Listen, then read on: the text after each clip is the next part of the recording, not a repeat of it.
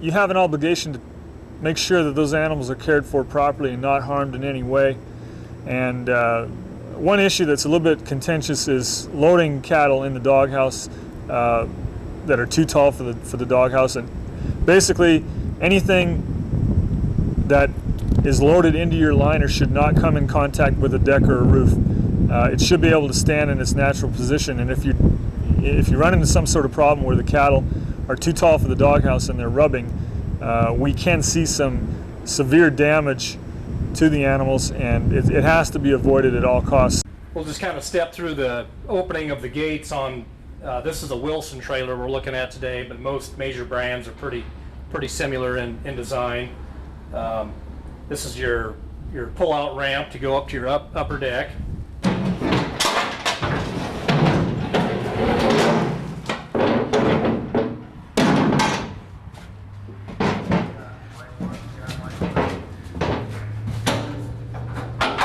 There's the door to the upper compartment, the upper deck.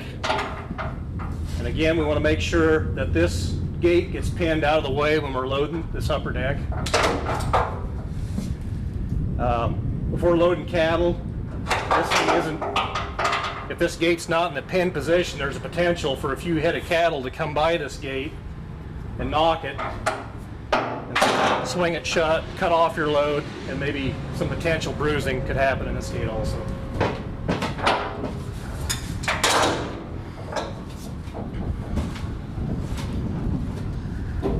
Here's an example of what not to do on these new trailers. I didn't pull out the bull bar on the side of this trailer, and this is a potential area for cattle first to balk and not want to come off the trailer, and number two, they can just plain fall off the ramp right here without this board swung out. We're going to open the gate up to the top deck properly, this time using the bull board. Swing it out to the side, and we'll show the optical illusion that those cattle were challenged with the first time, not wanting to step off. They should feel a little more secure and want to come off this trailer with this board swung out properly.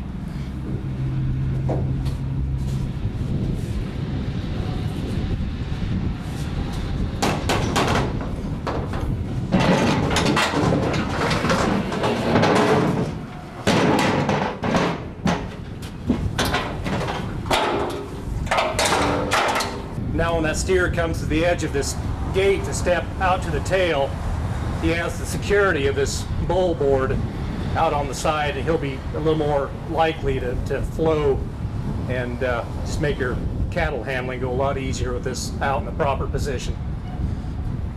Again, here's another gate that needs to be certain that we have fastened when we're loading cattle into the belly, into the lower compartment. When we open this, we want to make sure that this gets fastened, that it doesn't come open.